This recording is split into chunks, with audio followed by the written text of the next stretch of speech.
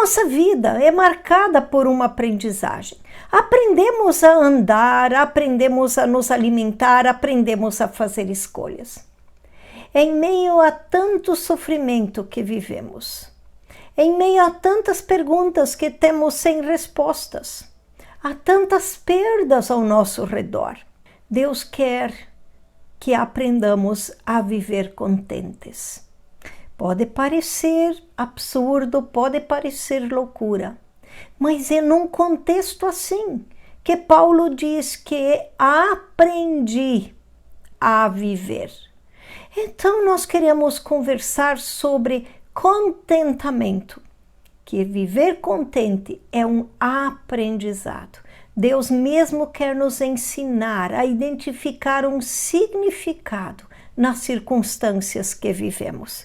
E quando isso acontece, eu experimento contentamento independente das circunstâncias que vivo, independente da minha situação.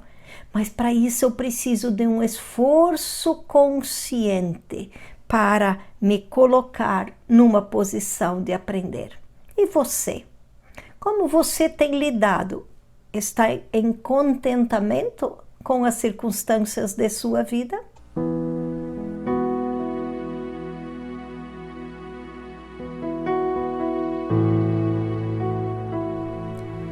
Bem-vindo, bem-vinda! Estamos aqui em mais um Café com Palavra, a Palavra de Deus e nosso Café Mulheres Mentoras. Estamos conversando sobre essas circunstâncias tão difíceis que nos cercam neste tempo. Mas como nesta circunstância Deus quer nos convidar a viver em contentamento. Vamos lá! Contentamento é um tema que parece que não faz muito sentido, porque nós vivemos numa sociedade de consumismo. Então é uma sociedade onde eu preciso estar plenamente descontente, porque senão eu não vou ter uma nova necessidade e consumir algo novo. Então contentamento é profundamente contracultural em nosso tempo. Quando em Filipenses Paulo fala que em contentamento, ele começa afirmando, e você pode conferir a Filipenses capítulo 4, versículos 11 a 13, já aprendi. Então Paulo está dizendo aqui que contentamento é uma arte que precisa ser aprendida. Ninguém nasce sabendo.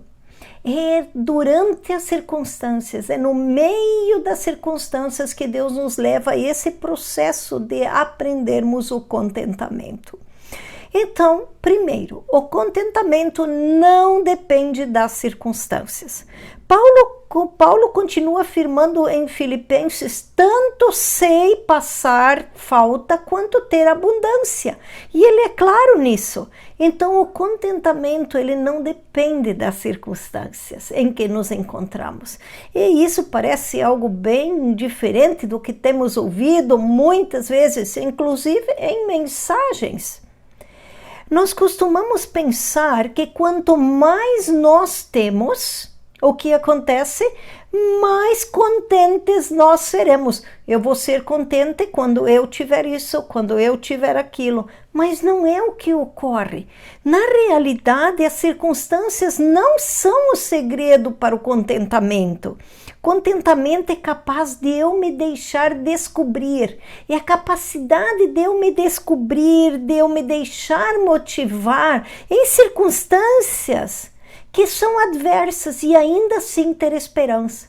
Não é assim que diz o salmista, Salmo 30, versículo 5, o choro pode durar uma noite, mas eu tenho a esperança da alegria da manhã.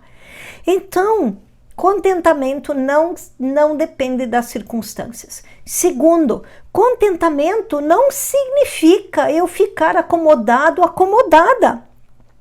Ele é muito legítimo nós termos sonhos, nós prosperarmos. Contentamento não é passividade diante da adversidade, mas o nosso coração não pode estar nestas coisas.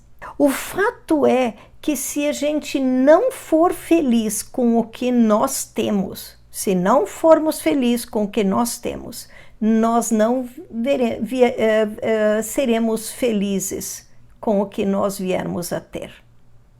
Se não somos felizes com o que temos, não seremos felizes com o que viermos a ter. Eu tenho passado junto com Daniel, meu esposo, toda essa perspectiva da finitude da vida diante de uma doença. E é incrível porque neste tempo Deus nos faz olhar para a história da nossa vida, para o nosso relacionamento e nos faz celebrar o que até aqui Ele tem feito e tem nos dado, e o dia a dia que Ele nos dá, o hoje, Ele nos dá o hoje. Nenhum de nós sabe se teremos esse amanhã aqui entre outros queridos nossos. Então, celebrar e sermos gratos a Deus pelo que temos e pelo que podemos viver agora. Muitos vivem ou no passado reclamando, se queixando, amargurados, ou no futuro, só sonhando quando viermos a ter ou quando acontecer aquilo. Se não conseguirmos estar no presente e gratos, em paz, também em contentamento com o que temos e vivemos, dificilmente vamos chegar no que hoje chamamos de futuro e que o amanhã é o presente, com contentamento. Então, estar consciente é saber, estar contente é a consciência de saber.